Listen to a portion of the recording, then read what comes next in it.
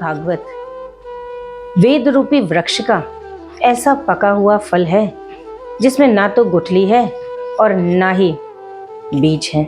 निगम कल्प तरोर गलितम फलम शुक मुखाद अमृत द्रव्य संयुतम पिबत भागवतम रसमालयम मुहुर्हो रसिका भुवि भाविका। निगम का मतलब होता है वेद। वेद रूपी वृक्ष का यह फल है और पका हुआ फल होने के बाद यदि तोता उसमें चोंच मार दे तो वो और भी मीठा हो जाता है। शुकदेव जी राधा रानी के निकुंज में तोते के रूप में विराजमान हैं। ऐसे शुकदेव जी के मुख से भागवत का जो विस्तार हुआ है, भागवत कथा का जो मुख लग गया है शुकदेव जी से, वो तो और भी अमृत द्रव्य संयुतम, अमृत से भर गई है। वह अमृत नहीं जो समुद्र मंथन में निकला था, जो सिर्फ एक कलश था, जो सिर्फ पुण्य करने वालों को मिलता है, पापियों को नहीं। ये तो ऐसा द्रव्य है, ऐसा द्रव्य अमृत है जो पापियों के लिए ही है, जो पापों का नाश करने के लिए है और दिन पर दिन बढ़ता ही जाता है। तो फिर कहा इसको कब तक पिएं? तो रसमालयम, जब तक देह रूपी आलय में तुम रहो तब तक इसका धीरे धीरे मुहुर्हो, धीरे धीरे जैसे पका हुआ फल होता है, स्वादिष्ट होता है, तो आप धीरे धीरे उसको स्वाद लेकर के पाते हैं। इसको वैसे ही पाओ। और कौन इसको पाता है ऐसे? रसिका भुवि भाविका, जो रसिक हैं। रसिक किनको कहते हैं? जो राम को, कृष्ण को रस के रूप में निरंतर पान करते रहते हैं, उनको रसिक कहते हैं। तो ये भागवत का अमृत पीना रसिकों के ही बस की बात है, ऐसा भागवत में कहा गया है। आगे नैमिषारण्य भूमि में 88,000 ऋषि विराजमान हैं। शौनक जी सूत जी से कहते हैं कि कौन है ये व्यास जी जिन्होंने भागवत जैसा अमृत हमें दिया। तब सूत जी कहते हैं व्यास जी श्री पराशर ऋषि की संतान हैं।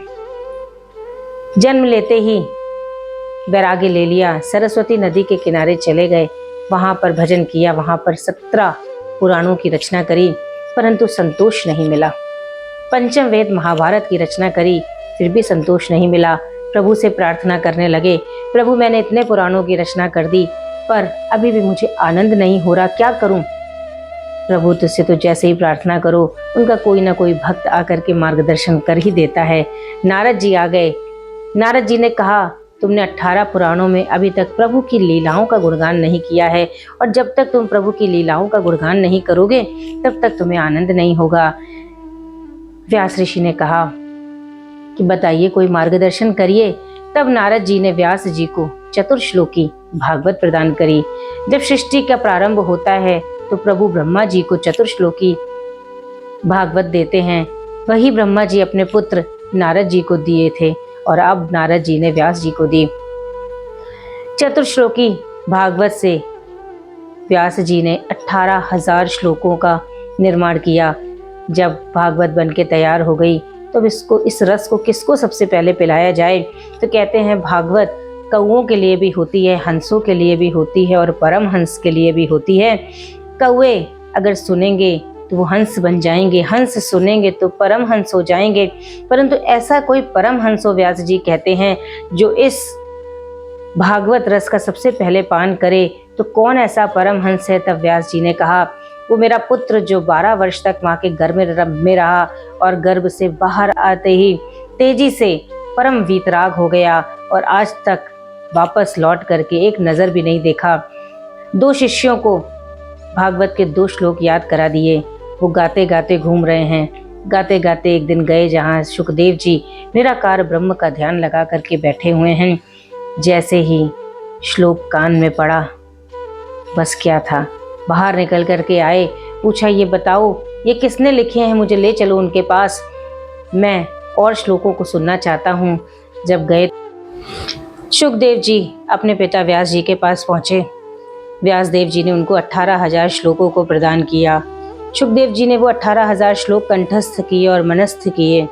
वही श्लोक, वही भागवत शुकदेव जी ने परीक्षित जी को सुनाई। इस पर शौनक जी ने सूत जी से पूछा ये परीक्षित कौन है? सूत जी उन्हें महाभारत के समाप्त होने के बाद के दृश्य में ले गए, जहां पर दुर्योधन अपनी जंघा को जो अर्जुन द्वारा तोड़ी गई है, मरणासन स्थिति पर पड़ा हुआ है। वहीं पर अश्वत्थामा आता है और दुर्योधन से कहता है कि मैंने जीवन भर तुमसे मित्रता की है, आज तुम बताओ, मैं तुम्हारा मित्र हूं, मैं तुम्हारे लिए इस स्थिति में क्या कर सकता हूं। दुर्योधन ने कहा, मुझे और कोई दुख नहीं है, हमारे सारे कौरव भाई मर गए, परंतु पांडवों में से एक भी पांडव नहीं मरा। जो दुष्ट होता है उसकी दुष्टता अंत समय तक नहीं जाती, अंत समय तक साथ देती है। अश्वत्थामा ने कहा, तुम बिल्कुल परेशान मत हो, मैं मित्रता का फर्ज निभाऊंगा। और गया जहां पांडव का शिविर था। कृष्ण तो सब जानने वाले हैं, लीलाधारी हैं, वो समझ गए अश्वत्थामा आने वाला है। शिविर में जाकर के पांडवों को बाहर ले गए कि आज जीत का जश्न मनाएंगे, खुशी मनाएंगे, चलो बाहर चलते हैं। पांडव कृष्ण के साथ बाहर चले गए। शिविर खाली हो गया तो द्रौपदी ने आकर के अपने 5 पुत्रों को वहां पर सुला दिया। अश्वत्थामा गया, बहुत जब शांति हो गई, सब सो गए, अंधेरा था, अश्वत्थामा को कुछ समझ नहीं आया। जो 5 पुत्र लेटे हुए थे, उसने सोचा ये पांडव ही हैं। उनके सिर काट दिए, सिर काट के कपड़े में बांध करके दुर्योधन के पास ले गया। बुलाने लगा, दुर्योधन दुर्योधन, देखो मैंने अपनी मित्रता निभाई, मैं 5 पांडवों के सिर को ले आया। दुर्योधन जोर से हंसा, परंतु फिर दुर्योधन बुद्धि का बहुत तीव्र है। उसने सोचा, जिनको द्रोणाचार्य न मार पाए, कृपाचार्य न मार पाए, ऐसे को यह अश्वत्थामा कैसे उनका सिर ला सकता है। दुर्योधन ने कहा, जो सबसे बड़ा सिर है इसमें से, वो भीम का सिर मुझे दो। जैसे ही भीम का सिर दुर्योधन को दिया, दुर्योधन ने उसे फोड़ा, फल की तरह वह फूट गया। उसने कहा, नहीं, कुछ तो गड़बड़ है, भीम का सर ऐसा नहीं हो सकता, इतना बलशाली है भीम, उसका सिर भी कठोर होगा, ये तो फल की तरह फूट गया। फिर उसने धीरे धीरे एक एक सर लेके फोड़ के देखे, बहुत दुखी हुआ, समझ गया ये कौन है। कहने लगा, कौरवों में तो कोई नहीं बचा था, अरे पांडवों को में जो ये पुत्र थे, कम से कम कौरवों को, पितरों को पानी तो देते। बहुत दुखी हुआ और इस दुख में उसके प्राण चले गए। इधर द्रौपदी जब शिविर में आई, देखा मेरे बालकों के धड़ नहीं हैं, पछाड़े मार के रोने लगी। उधर कृष्ण भी पांडवों के साथ शिविर में वापस आ गए। अर्जुन ने कहा, द्रौपदी तुम बिल्कुल परेशान मत हो, मैं गांडीवधारी अर्जुन प्रतिज्ञा लेता हूँ, जिसने भी ये किया है मैं उसको केश पकड़ कर तुम्हारे चरणों में डाल दूंगा, और फिर तुम जो भी न्याय करोगी वही उसके साथ होगा। तो अर्जुन गए, बाहर रथ को दौड़ाया।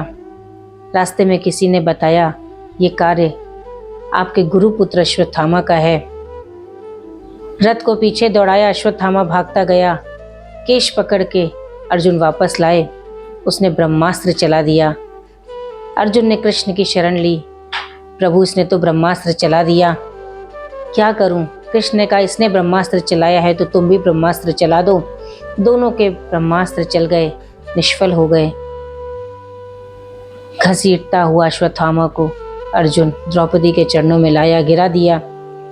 देखो द्रौपदी, मैं तुम्हारा अपराधी ले आया। द्रौपदी ने जैसे ही देखा, उसको करुणा उदय हो गई। देखो एक माँ का हृदय कैसा होता है, अपने 5 पुत्रों को खो करके बैठी है, परंतु गुरु पुत्र को देख करके करुणा उत्पन्न हो गई। कहने लगी, छोड़ दो इसे, सोचो तो तुम्हारे गुरु मृत्यु को प्राप्त हो चुके हैं। इसकी माँ, मैं नहीं चाहती कि उसको मेरे ही तरीके से दुख हो। जैसे मैं आज रो रही हूँ अपने बालकों के लिए, मेरे तो पति हैं मुझे सहारा देने के लिए, पर गुरु माँ का तो पति भी नहीं है, पुत्र भी नहीं रहेगा तो कौन सहारा देगा।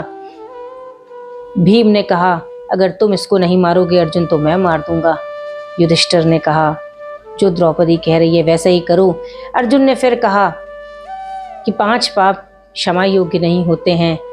स्त्री को हाथ उठाना, स्त्री पर किसी, बालकों का वध करना, ब्राह्मण का वध करना, गाय का वध करना, सोते हुए का वध करना, और इसने तो 5 सोते हुए बालकों का वध किया है। द्रौपदी, तुम इसको कैसे क्षमा कर रही हो? अर्जुन ने कृष्ण की ओर देखा। कृष्ण ने कहा कि मैं कुछ नहीं जानता, जो शास्त्रों में लिखा है वह करो। क्या लिखा है शास्त्रों में? अर्जुन ने पूछा। तो कहा, तस्मात् शास्त्रम प्रमाणम ते कार्याकार व्यवस्थितो ब्रह्म बंधुर न हंतव्या आतताई वर्धाहरणा। ये लिखा है शास्त्रों में, लिखा है कि जो ब्राह्मण हो उसकी हत्या नहीं करनी चाहिए, परंतु जो आतताई हो उसको छोड़ना नहीं चाहिए। क्या कहना चाहते हो माधव, क्या कहना चाहते हो? तुम तो हो टेढ़े और टेढ़ा ही जवाब दे रहे हो। जरा सीधा जवाब दो। ये ब्राह्मण भी है और आतताई भी, क्या करूं इसके साथ? तो आगे कह रहे हैं, कृष्ण ने कहा, मैं नहीं जानता, मैंने तो तुमको शास्त्र का प्रमाण दे दिया, अब तुम सोचो कि क्या करना है। अर्जुन ने बुद्धि पर जोर लगाया तो गीता में कहा हुआ श्लोक अर्जुन को याद आया। गीता में श्री कृष्ण ने कहा है, अकीर्ति ही चापी भूतानि कथयिष्यन्ति ते अव्ययाम संभावितस्य चाकीर्ति मरणादति रिच्यते। किसी की कीर्ति छीन लो, यश छीन लो, उसका सम्मान छीन लो तो वो मरणासन्न के समान ही हो जाता है। अर्जुन को समझ में आ गया मुझे क्या करना है। उसने अश्वत्थामा के सिर के बाल काट दिए और उसके सिर पे जो मड़ी थी वो छीन ली और उसको धक्के मार के बाहर निकाल दिया। किसी ब्राह्मण का यदि सम्मान छीन लिया जाए तो उसके पास कुछ और नहीं बचता, परंतु अश्वत्थामा था तो दुष्ट। उसको पांडवों के प्रति घोर उसने शत्रुता मान ली और फिर उसने ब्रह्मास्त्र छोड़ दिया। अभी भी वो माना नहीं। उत्तरा के गर्भ में जो शिशु पल रहा है उसके ऊपर ब्रह्मास्त्र छोड़ दिया। इधर कृष्ण पांडवों को राज सिंहासन दे करके जाने की तैयारी कर रहे हैं। एक पैर रथ पर है, एक नीचे है, सारथी बैठ गया है, वो जाने वाले हैं। और इधर उत्तरा दौड़ करके आ रही है, कह रही है, पाही पाही महायोगिन देव देव जगतपते नान्यम त्वद भयम पश्ये यत्र मृत्यु परस्परम। मेरे गर्भ में कोई अदृश्य शक्ति इसका नाश करना चाहती है। प्रभु मुझे अपनी शरण में ले लो, मेरे पुत्र को बचा लो। मैं ये अपने लिए नहीं कह रही हूँ, मैं ये इसलिए कह रही हूँ कि इस कुल में अब कोई बचा नहीं है, कोई तो इस कुल में बच जाए। प्रभु ने एक अंगूठे के बराबर अपना स्वरूप बनाया। एक स्वरूप से वे बाहर ही खड़े रहे और एक स्वरूप से उत्तरा के गर्भ में चतुर्भुज रूप में पहुंच गए।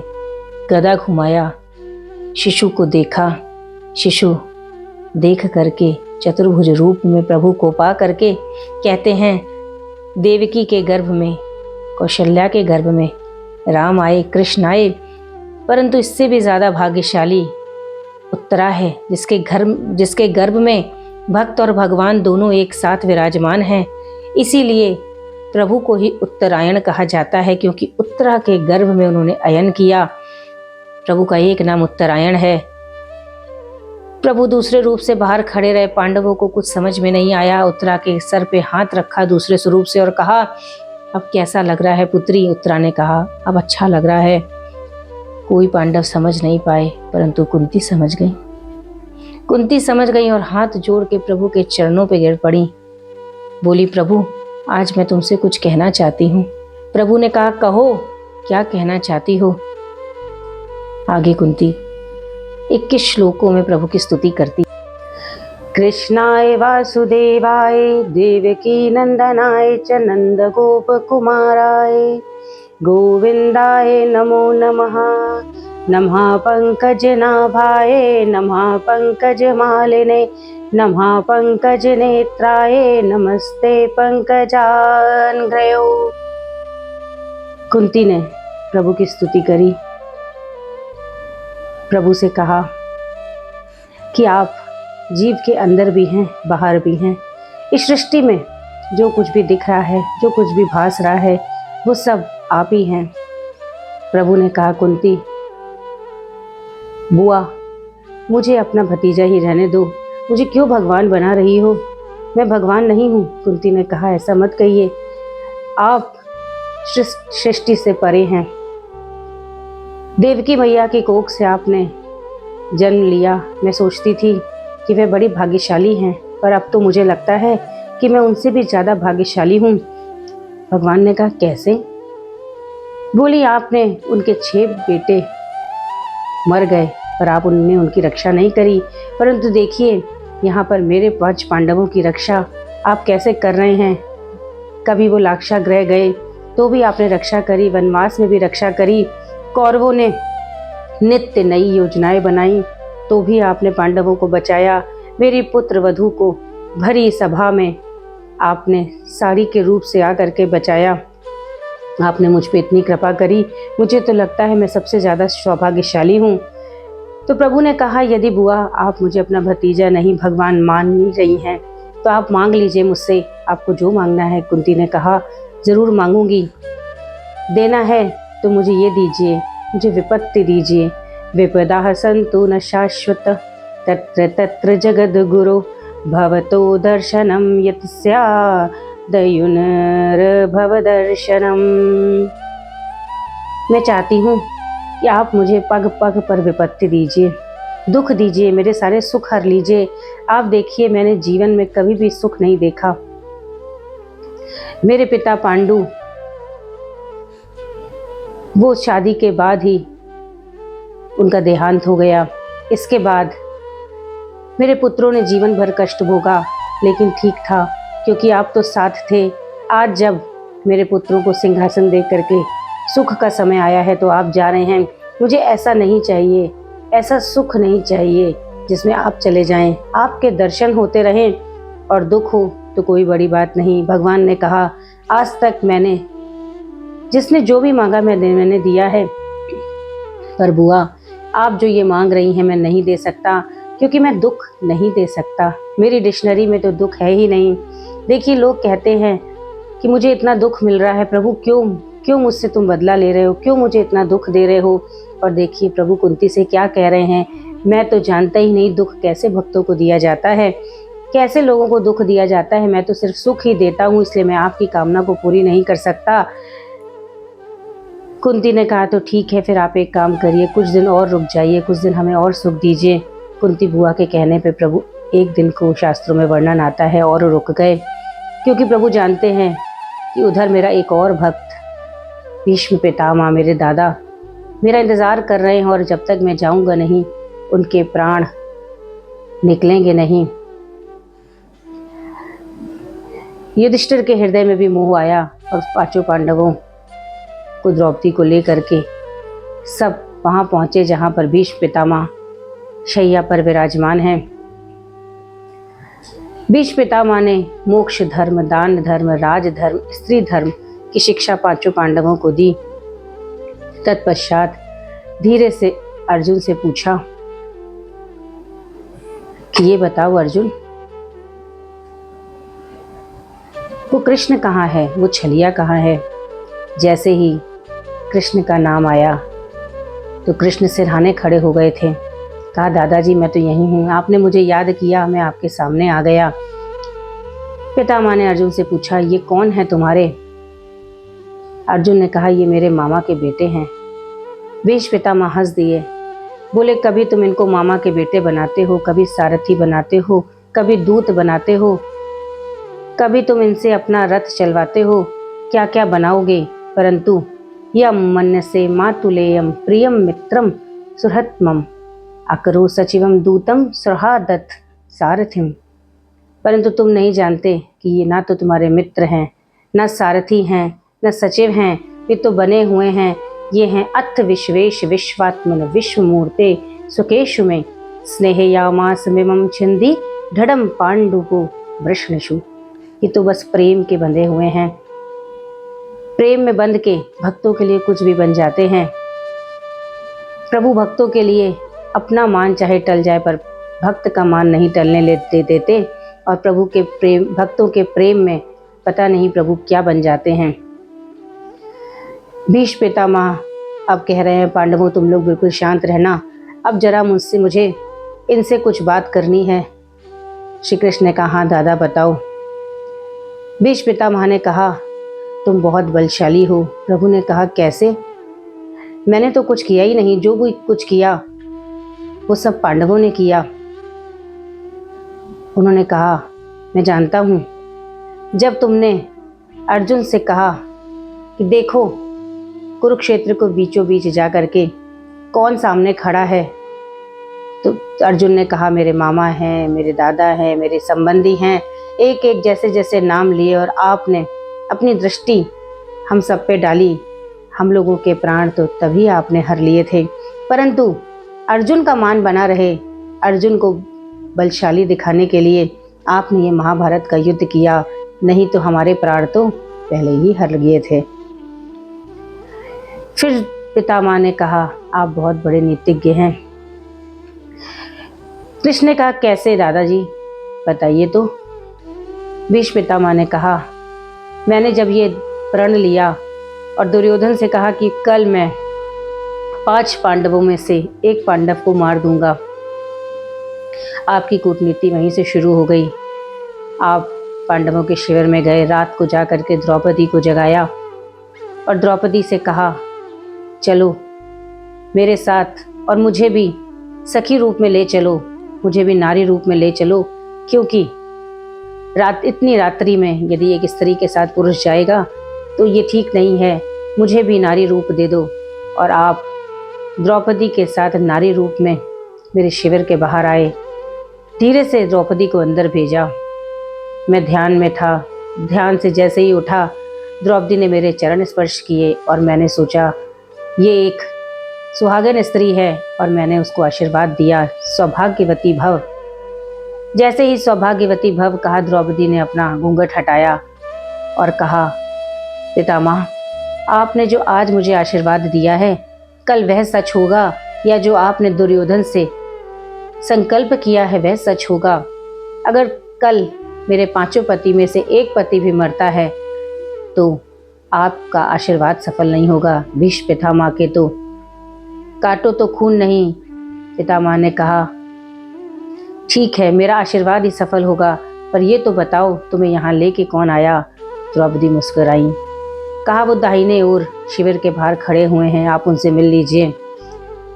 भीष्म पितामह बाहर आए, वो घूंघट करे खड़े हुए हैं। घूंघट को जोर से खींचा पितामह ने।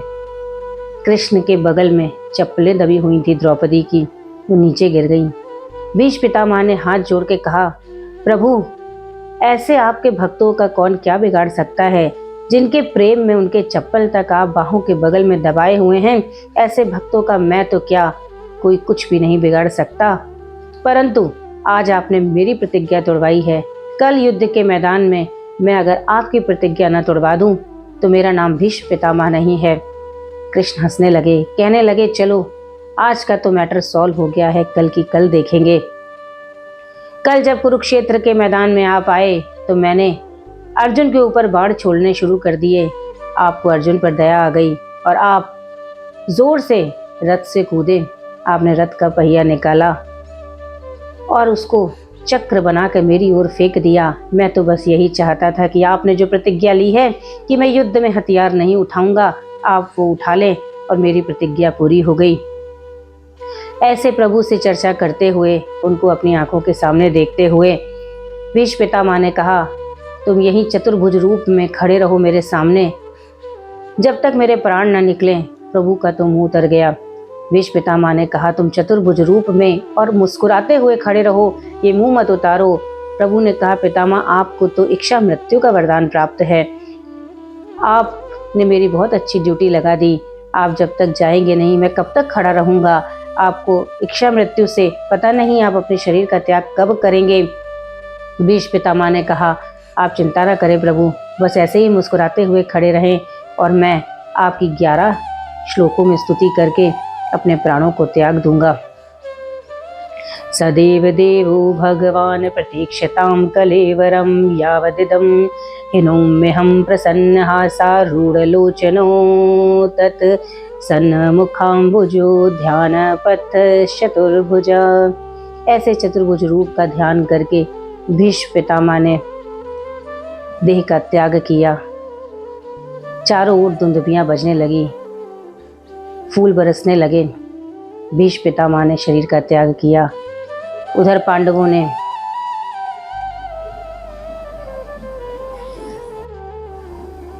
हस्तिनापुर से प्रभु को द्वारिका के लिए विदा किया। कुछ दिनों के बाद उत्तरा के गर्भ से शिशु का जन्म हुआ। तथा सर्वगुणोर्धर के सानुकूल ग्रहोदय यज्ञे वंशधरा पांडु भूया पांडुरिवोजसः। प्रभु ने दर्शन दिए थे जब उत्तरा के गर्भ में थे शिशु। अब बाहर निकले हैं तो उन्हीं चतुर्भुज प्रभु को ढूंढ रहे हैं। उधर द्वारिका से श्री कृष्ण भी उस शिशु के जन्मोत्सव का भाग बनने के लिए आ गए। जन्मोत्सव मनाया गया, नाम रखा गया विष्णु रात, क्योंकि विष्णु जी की कृपा से जन्म हुआ है। परंतु चारों ओर प्रभु को ढूंढ रहे हैं। वो चतुर्भुज स्वरूप, वो सुंदर स्वरूप, वो वंशी वाला कहाँ गया? इधर उधर देख रहे हैं, परीक्षा कर रहे हैं, तभी नाम पड़ गया परीक्षित। इधर जन्म उत्सव में भाग लेने के बाद प्रभु अर्जुन को लेकर के द्वारिका फिर वापस चले गए। कई महीनों तक अर्जुन वहीं रहे। इधर युधिष्ठिर जी को अशुभ अशुभ कुछ सूचक होने लगे, उनका मन घबराया। इधर अर्जुन मुंह को बिल्कुल पीला करके वापस आए। चेहरे पर कोई चमक नहीं है, कोई तेज नहीं है। अश्रुधारा बहने लगी। युधिष्ठिर के पास आकर के चरणों पर बैठ गए। युधिष्ठिर ने कहा, क्या हुआ? बोले, प्रभु अपनी लीला का संवरण करके चले गए हैं, अब तो जीवन में कुछ नहीं बचा। कुंती ने जैसे ही सुना धरती पर गिर गई, बेहोश हो गई और प्राण त्याग दिए। प्रभु के बिना अब इस धरती पर एक सेकंड भी और न रहूंगी। उधर पांडवों ने भी, परीक्षित थोड़ा सा बड़े हो गए थे, राजधर्म को समझा करके धृतराष्ट्र के पुत्र युयुत्सु और कृपाचार्य को परीक्षित जी को दे करके उनकी जिम्मेदारी पांडव द्रौपदी के साथ हिमालय को निकल गए। हिमालय जाते हुए मेरुदंड पर्वत को पार करते करते अपने कर्मों के अनुसार युधिष्ठिर जी के चारों भाइयों और द्रौपदी एक एक करके गिरते गए। सदेह केवल युधिष्ठिर जी ही स्वर्ग में प्रवेश करें। इधर परीक्षित थोड़ा बड़े हो गए हैं। एक दिन एक बक्से को खोल करके देखा कि मेरे दादाजी मेरे लिए क्या छोड़ गए हैं। उसमें से एक सोने का मुकुट निकाला। राजा को जब भी राज्य से बाहर जाए तो मुकुट बिना नहीं जाना चाहिए। परीक्षित ने अपना राज मुकुट न लगा के आज यह मुकुट जो बक्से से निकाला उसको लगा लिया। शिकार करने गए, हिंसा हुई। जब हिंसा हुई तो बुद्धि मलिन हो गई। उधर ही पास में एक सांप पड़ा हुआ था। जाते जाते प्यास लगी तो समीक ऋषि के आश्रम में जा करके बोलने लगे कि पानी पिलाओ, पानी पिलाओ। परंतु पानी नहीं दिया क्योंकि समीक ऋषि ध्यान में मगन थे। कलयुग का असर हो गया। कहने लगे, लगता है ये बाबा ढोंग कर रहा है। जो सांप देखा था बगल में पड़ा उनके गले में डाल दिया। उधर उनके पुत्र श्रृंगी ऋषि को पता चला कि मेरे पिताजी के गले में सांप डाल दिया।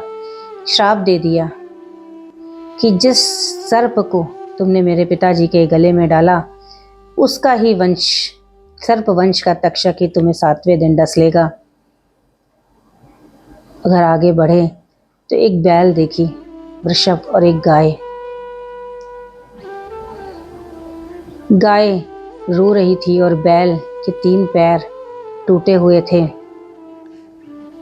दया, सत्य, तप सब कुछ जा चुका है। एक चौथा पैर दान को भी काटने को एक काला सा व्यक्ति वहां पर आ गया। परीक्षित ने उसे दौड़ करके डराया। तत्पाद मूलम शिरसा समगाद भय विवला दीनवत शरणम वपु। डर के मारे परीक्षित जी के चरणों में गिर गया।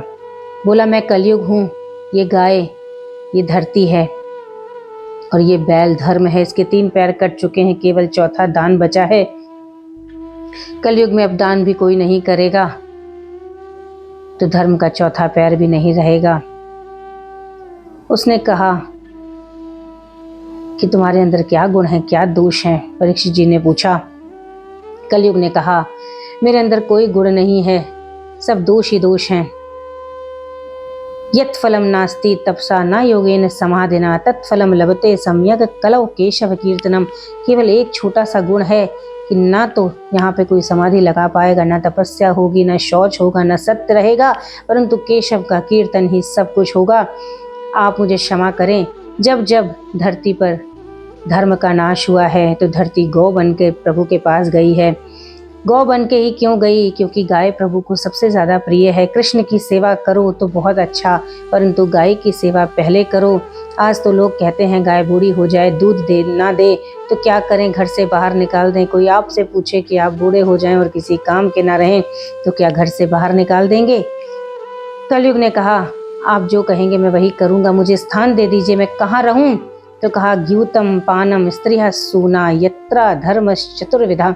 इन 4 जगहों पे नाम दिया जहाँ पे जुआ खेला जाए, जहाँ हिंसा हो, जहाँ पे मदिरा पान हो और जहाँ पर व्यभिचार हो स्त्रियों से, वहाँ पर रहो जाके।